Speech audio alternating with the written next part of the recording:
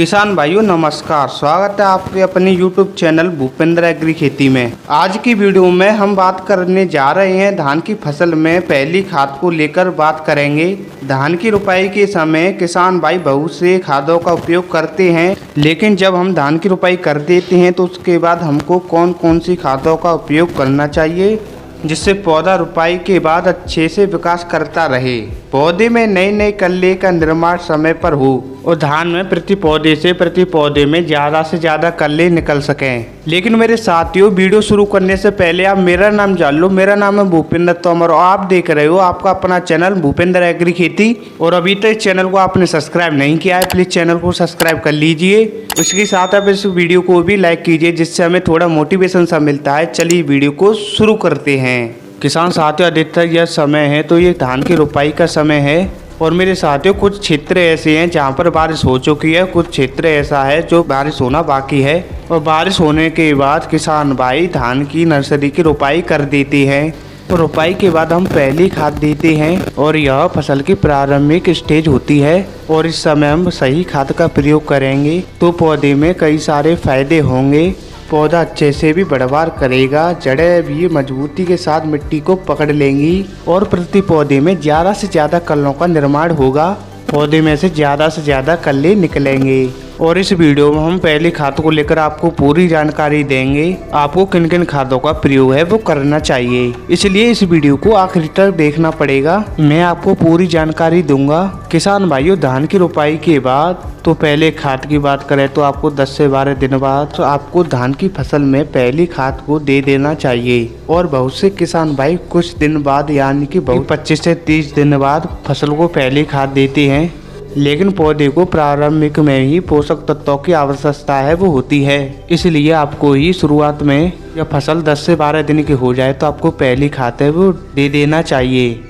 अब बात करते हैं आपको पहली खाद में किन किन चीज़ों का प्रयोग है वो करना चाहिए। किसान भाइयों, पहले खाद के रूप में आपको पहली चीज़ उपयोग में लाना चाहिए यूरिया। जी हाँ किसान भाइयों, लगभग सभी किसान भाई यूरिया देते हैं। प्रारंभ में इसकी मात्रा आपको 20 से 25 किलोग्राम रखना है, क्योंकि यह फसल की प्रारंभिक स्टेज होती है। इसलिए यूरिया का ज़्यादा मात्रा में प्रयोग ना करें। इसलिए आप 20 से 25 किलोग्राम प्रति एकड़ के हिसाब से यूरिया ले सकते हैं, जिससे पौधा हरा भरा बना रहेगा और पौधे की ग्रोथ है वो अच्छे से बढ़ेगी। अब किसान भाइयों, बात आती है कि यूरिया के साथ कौन कौन से खादों को मिलाकर दें। और अभी तक आपने पोटाश का प्रयोग नहीं किया है तो आप रुपाई के बाद इसका प्रयोग कर सकते हैं और आप इसको यूरिया के साथ मिलाकर भी प्रयोग कर सकते हैं। अब बात आती है मेरे भाइयों, यूरिया के साथ किन किन खादों को मिलाएं। और आप यूरिया के साथ सल्फर पाउडर का भी प्रयोग है वो कर सकते हैं 3 से 4 किलोग्राम प्रति एकड़ के हिसाब से। और वो सल्फर है ना, वो एक फंगीसाइड का काम है वो करता है और पौधे को कीट और रोगों से बचाता है। और सल्फर जड़ों को मजबूती भी देती है। इसकी जगह पर आप जिंक का भी प्रयोग है वो कर सकते हैं। और मार्केट में है वो जिंक 33% आती है और एक 21% आती है। और आप किसी भी प्रकार का जिंक का प्रयोग है वो आप कर सकते हो 4 से 5 या 7 किलोग्राम प्रति एकड़ के हिसाब से, क्योंकि पौधे को है वो प्रारंभिक अवस्था में जिंक और सल्फर की बहुत ज़्यादा ज़रूरत होती है। अगर इसके अलावा आपके खेत में पोषक तत्वों की कमी है तो आप सागरे का दानेदार को मिला सकते हैं, लेकिन आप सागरे का दानेदार की यूज तब करें जब यूरिया की आप दूसरी मात्रा देते हैं प्रयोग करें, क्योंकि इसमें सभी प्रकार के सूक्ष्म पोषक तत्वों की भरमार होती है। जब आप दूसरा खाद देते हैं तो तब आप इसका प्रयोग है वो कर सकते हैं। और अगर आप जिंक और सल्फर नहीं दे रहे हैं तो आप यूरिया के साथ सागरिका का को भी मिला सकते हैं और धान के खेत में वो दे सकते हैं। और आप इस प्रकार से धान में है वो पहली खाद देंगे तो धान में प्रति पौधे में ज़्यादा से ज़्यादा कल्लों का निर्माण है वो होगा और पौधा है वो हरा भरा रहेगा और उसकी ग्रोथ है वो अच्छे से बढ़ेगी और आपका उपज उत्पादन है वो अधिक निकलेगा।